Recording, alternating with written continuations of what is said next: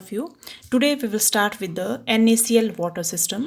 NaCl water system, it is having the incongruent or peritactic melting point. So what is the uh, basic behind this? We will start with this. We have studied three types of system, okay, with eutectic melting point, with congruent melting point, और आज जो हम पढ़ेंगे that is the incongruent melting point. ठीक है, जो eutectic melting point था उसमें क्या बोलते थे कि कोई भी कंपाउंड है सॉलिड फेज में, उसको जैसे हम कोई भी कंपाउंड तो नहीं है लेकिन मान लो हम ए और बी ले रहे हैं, उसको हम आपस में मिक्स कर रहे हैं तो वो सॉल्यूशन की फॉर्म में जा रहा है ए और बी की फॉर्म में. ठीक है, और जब वो आपस में मिल जाते हैं तो lowest melting point that was called as the eutectic melting point, मतलब there was no reaction between A and B. Second है विद कंग्रुएंट मेल्टिंग पॉइंट. तो हमने क्या किया, ए और बी को आपस में रिएक्ट करवा दिया, ए और बी ने आपस में रिएक्ट किया और कोई कंपाउंड बना दिया सी. ठीक है, अब जो सी है जब मैं इसको मेल्ट कराऊंगी तो सॉलिड स्टेट में और जो सी लिक्विड स्टेट में है उसकी सेम कंपोजिशन है. Such type of compounds these are said to have congruent melting point. जब सॉलिड और लिक्विड फेज की कंपोजिशन सेम है, जैसे मान लो वाटर है H2O सॉलिड फेज में, इसी को मैं लिक्विड फेज में ले आऊँ तो सॉलिड में भी H2 है, लिक्विड में भी H2O है, तो कंपोजिशन इज सेम, इसलिए these were said to have congruent melting point. आज हम पढ़ेंगे third type that is called as the incongruent melting point. अब इनकंग्रुएंट मेल्टिंग पॉइंट क्या चीज़ है कि हमने क्या किया, यहाँ पे मैं बताती हूँ आपको कि I have taken any two components a and b. उनको मैंने आपको इनको आपस में मिक्स करवाया तो there is formation of compound, नया कंपाउंड बन गया, ए बी कंपाउंड बन गया. अब जब मैं इस कंपाउंड को हीट करवाती हूँ तो मेरे पास दो पॉसिबिलिटीज़ हैं. क्या पॉसिबिलिटी है, फर्स्ट पॉसिबिलिटी है कि मैं इसको हीट करवाती जाऊँ और एक ऐसी स्टेज आ जाएगी जब ये कंपाउंड क्या हो जाएगा, मेल्ट हो जाएगा. A b will melt to form a b, melt की फॉर्म में आ गया कंपाउंड. ठीक है, तो ए बी की कंपोजिशन यहाँ पे भी ए बी है और यहाँ पे भी कंपोजिशन ए बी है. तब तो मैं क्या बोलूँगी इसका, it is said to have congruent melting point. और कहाँ पे मेल्ट कर रहा है, एट इज़ मेल्टिंग पॉइंट. जैसे वाटर है उसका मेल्टिंग पॉइंट क्या है आपके पास, 0 डिग्री सेल्सियस. लेकिन एक और पॉसिबिलिटी है कि जब मैंने कंपाउंड ए बी को हीट करना स्टार्ट कर दिया, ये मेल्ट होने से पहले ही क्या हो गया, डिकम्पोज हो गया. ठीक है, टूट गया ये पहले ही. ठीक है, किसी और कंपाउंड में. तो ये कोई और कंपाउंड था, डिकम्पोज होने के बाद इसने कोई और कंपाउंड बना लिया और साथ में क्या बना लिया, सॉल्यूशन बना लिया. ठीक है, अब आपको पता होना चाहिए कि what is the difference between melting and what is the difference between decomposition. Melting और डिकम्पोजिशन बहुत ही सेपरेट थिंग्स हैं. मान लो मैंने लिया वाटर. ठीक है, वाटर को अगर मैं 0 डिग्री सेल्सियस से ऊपर टेम्परेचर करवा दूंगी तो if it is in solid state, ये किस में चेंज हो जाएगा, वाटर इन लिक्विड स्टेट. तो इस टेम्परेचर को क्या बोलेंगे हम, मेल्टिंग पॉइंट. और ये प्रोसेस क्या है, this is the melting process. लेकिन अगर मैं वाटर को लिया, मैं इसको मान लो हीट करना स्टार्ट करी हूँ, हीट करने से है तो ये सॉलिड स्टेट में, लेकिन सॉलिड से ये लिक्विड में तो गया, लेकिन ये H2O की फॉर्म में नहीं रहा. इसने क्या बना दिया, H पॉजिटिव और O2 नेगेटिव बना दिया. लेट मतलब मान लो ऐसा होता है, तो अब H कोई और चीज़ है और O कोई और चीज़ है. तो अब वाटर नहीं रहा यहाँ पे, ये क्या हो चुका है, टूट चुका है, डिकम्पोज हो चुका है और इसने कोई और सब्सटेंस बना दिया है. ठीक है, तो such type of thing it is called as, this process is called as the decomposition.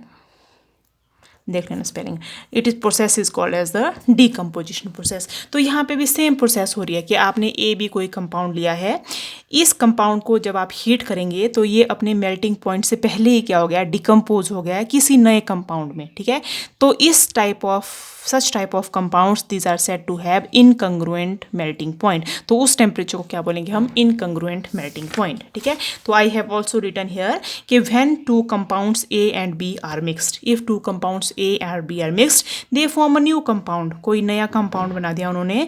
and when this compound, कौन सा, ये वाला compound is heated, it decomposes before reaching its melting point. अपने melting point पहुंचने से पहले क्या हो जा रहा है, ये डिकम्पोज हो जा रहा है into a new solid. नया सॉलिड बना रहा है और सॉल्यूशन। कौन कौन सी दो चीज़ें बनाई उसने? फर्स्ट बनाया इसने कंपाउंड और दूसरा क्या बना दिया इसने? सॉल्यूशन बना दिया, ठीक है। और जो भी सॉलिड बना उसकी कंपोजिशन डिफरेंट है from the starting compound and such type of compounds these are said to have the incongruent melting point. Is it clear? तो यहाँ पे मैंने सेम वही चीज़ लिखी है। कंपाउंड ए है कोई, उसको हीट किया, उसने क्या क्या बना दिया? कंपाउंड बी बना दिया। ये दोनों क्या चीज़ हैं? डिफरेंट चीज़ हैं। और साथ में क्या बना दिया? वाटर बना दिया। तो इस कंपाउंड को क्या बोलेंगे? Such compound is said to have congruent melting point. Is it okay? ठीक है, तो हम लेंगे example. In your syllabus you have example of NaCl water system, ठीक है। NaCl वाटर सिस्टम के अलावा एक और एग्जाम्पल है, it is Na2SO4 plus H2O। Na2H2 sodium sulfate Na2SO4 और water system is also an example of compound with incongruent melting point and incongruent melting point it is also called as the peritactic point। तो confusion नहीं होना है, incongruent melting point को हम peritactic melting point भी बोलते हैं। Now see the example of NaCl in water system. तो हमने क्या लिया स्टार्टिंग में, जो मैंने यहाँ पे लिखा था AB सिस्टम लिखा था। AB let A is NaCl and B is water. तो NaCl and water these are mix together, the result in formation of new compound NaCl.2H2O, ठीक है। अब बहुत ध्यान रखने की चीज़ है, जैसे मैं लिखती हूँ CuSO4 कॉपर सल्फेट लिखती हूँ मैं, एक लिखती हूँ मैं CuSO4.5H2O। तो ये आपने ध्यान रखना है कि ये अलग अलग चीज़ें हैं। एक है copper sulphate anhydrous, anhydrous means जिसमें कोई वाटर नहीं है। एक है कॉपर सल्फेट हाइड्रेटेड, मतलब इसमें 5 मॉलिक्यूल ऑफ वाटर है। तो ये अलग चीज़ कंपाउंड है और ये अलग कंपाउंड है। Is it clear? अब 5 वाटर मॉलिक्यूल्स जो जुड़े हैं इसमें से ये कंपाउंड अलग मिल गया। CuSO4 5H2O ब्लू कलर का होता है और ये वाइट कलर का होता है। तो दीज आर 2 डिफरेंट कंपाउंड्स। तो जब मैं लिखती हूँ NaCl के साथ NaCl.2H2O बन गया, तो ये क्या बन गया? एक नया कंपाउंड बन गया। तो when NaCl is reacted with water it result in formation of NaCl.2H2O that is new compound. जब इस कंपाउंड को मैं हीट करना स्टार्ट करूँ, तो हीट करते करते जब मैं इस टेम्परेचर पर पहुँच गई, कितना लिखा है मैंने? 0.15 डिग्री सेल्सियस। इस टेम्परेचर पर जब मैं पहुँच गई तो क्या बन जाएगा मेरे पास? NaCl plus solution. अब NaCl.2H2O डिफरेंट कंपाउंड था, उसमें से NaCl बन गया। तो इसमें से ये था जो मैं ये लिख रही था कंपाउंड ए है ये वाला, मतलब मान लो ये है कंपाउंड ए, इसको हीट करने से कंपाउंड बी नया कंपाउंड बन गया। तो NaCl formed is the new compound, साथ में क्या बन गया? इसका solution. And you know solution it is also called as the melt, जिसमें दोनों चीज़ें साथ में प्रेजेंट है। Is it clear? तो we will start with the phase diagram of NaCl water system. सारी चीज़ें बहुत ईजी हैं, जो हमने लास्ट टाइम पढ़ी थी बिल्कुल सेम वही है। दस इट इज़ क्या है? रेपिटेशन है, सिर्फ 1-2 पॉइंट्स डिफरेंट है इसमें। So this is the phase diagram of NaCl water system, ठीक है। आप देख रहे हैं पॉइंट ए, लेकिन इस तरफ आप देख रहे हैं कि जो ये पॉइंट डी है ये इस एक्सिस को मीट नहीं कर रहा है, बहुत हाई है ये। इसका मतलब जो NaCl है इसका फ्रीजिंग पॉइंट बहुत हाई है, ये हम इस एक्सिस के ऊपर शो नहीं कर रहे हैं। यहाँ पे मैंने वाटर लिखा है, it is the freezing point of water and you know that freezing point of water कितना होता है? It is the 0 degree Celsius. Is it clear? और यहाँ पे आप देख सकते हैं कि eight this point water is 100%, पूरा के पूरा क्या है? वाटर। NaCl आपने बिल्कुल ऐड नहीं किया यहाँ पे। धीरे धीरे आप जब हम इस डायरेक्शन में मूव करेंगे यू स्टार्ट एडिंग NaCl जैसे जैसे हम ऐड करते जाएंगे NaCl की कंसनट्रेशन इंक्रीज होती जाएंगी and ultimately we reach at this point where you are getting 100% NaCl, मतलब इसमें कोई वाटर प्रेजेंट नहीं है अब यहाँ पे। Is it clear? तो जब पूरा NaCl होगा, कोई वाटर नहीं होगा, तो उसको क्या बोलेंगे हम? एनहाइड्रस NaCl आ गया है हमारे पास इस पॉइंट पे, ठीक है। तो we will start with point A. Point A is the, अब आपको पता होगा पॉइंट ए को क्या बोलेंगे हम? It is the freezing point of water. Freezing point of water मतलब 0 डिग्री सेल्सियस के ऊपर। 0 डिग्री सेल्सियस से ऊपर क्या हो सकता है? 10 डिग्री, 20 डिग्री, 30, 40, 50, कितना भी डिग्री हो सकता है यहाँ पे, ठीक है। तो जो भी ये प्रोसेस है, जो भी ये टेम्परेचर है इसके ऊपर आपको क्या मिलेगा? वाटर इन लिक्विड स्टेट में मिलेगा आपको वाटर। क्यों? क्योंकि temperature is above 0 degree Celsius. जब मैं ए से नीचे देखूंगी, इस टेम्परेचर से नीचे देखूंगी, तो आपको वाटर किस फॉर्म में मिलेगा? आइस। क्योंकि 0 डिग्री सेल्सियस से नीचे वाटर किस फॉर्म में रहता है? It is present in the form of ice. तो as I start adding NaCl into water, यहाँ पे प्योर वाटर है, जैसे मैंने NaCl इसमें ऐड करना स्टार्ट किया, आप देख रहे हैं freezing point of water start decreasing along the curve AB। तो ये वाला जो कर्व है AB कर्व है, जैसे मैं इसमें NaCl ऐड करना स्टार्ट कर रही हूँ तो freezing point of water start decreasing. क्या मतलब हुआ इस चीज़ का? It means that 0 degree Celsius पे water was present in form of ice. 0 degree से जरा सा आप ऊपर जाएंगे वाटर लिक्विड स्टेट में आना स्टार्ट हो जाएगा, लेकिन जैसे आपने आइस डालना स्टार्ट किया फ्रीजिंग पॉइंट कम हो गया। मान लो यहाँ पे है -20 डिग्री सेल्सियस, तो -20 डिग्री सेल्सियस के ऊपर अब आप जरा सा भी टेम्परेचर इंक्रीज करेंगे तो क्या मिलेगा आपको? वाटर मिल जाएगा यहाँ पे लिक्विड स्टेट में। फ्रीजिंग पॉइंट डिक्रीज हो रहा है।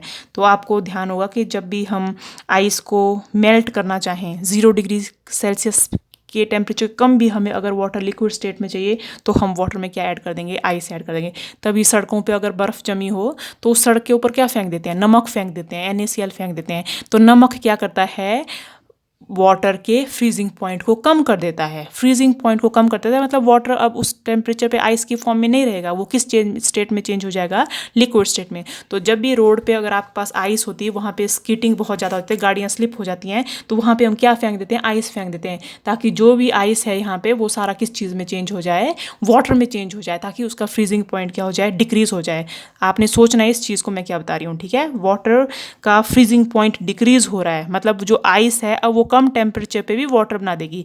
अगर हम इसमें NaCl नहीं डालेंगे तो 0% के ऊपर ही वाटर मिलेगा आपको, लेकिन NaCl डालने से 0% से नीचे भी आपको क्या मिल सकता है? वाटर मिल सकता है, ठीक है? तो this point it is called as the freezing point of water. This is called as freezing point of water. And freezing point of water में आप क्या देख रहे हैं? एक है आइस और दूसरा क्या है आपके पास? सॉल्यूशन। नीचे वाली तरफ है आइस सेपरेट और ऊपर वाली तरफ क्या चीज़ है आपके पास? You are having solution. किस चीज़ का सॉल्यूशन है?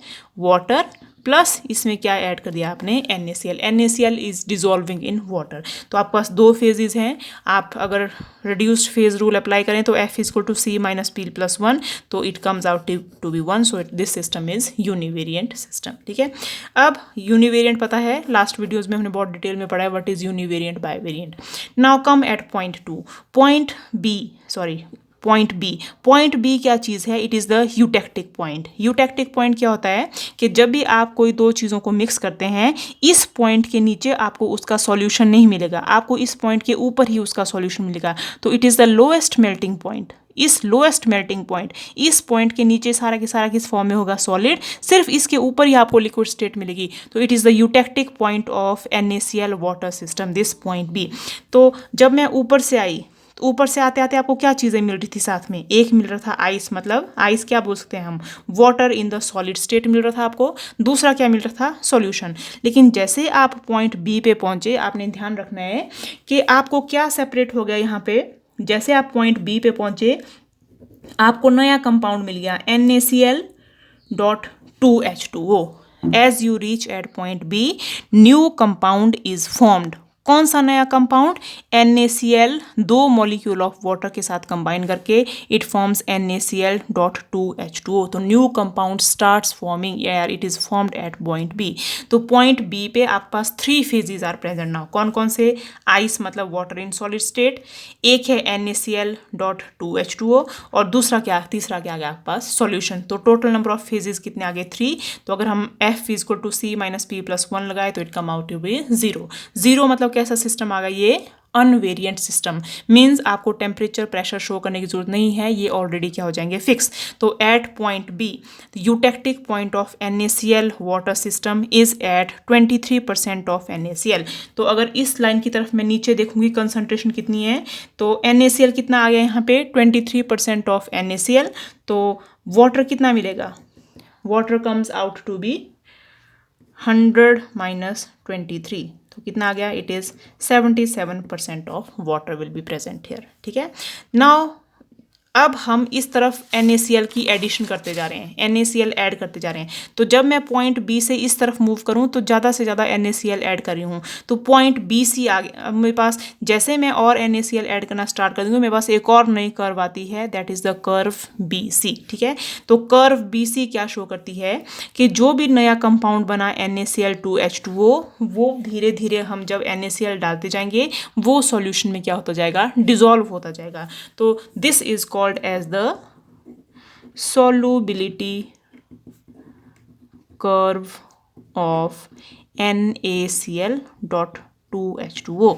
मतलब as we start adding more and more of NaCl2H2O जो भी बनाया है यहाँ पे सैचुरेटेड हो गया सॉल्यूशन, बहुत सारा NaCl2H2O बन गया है।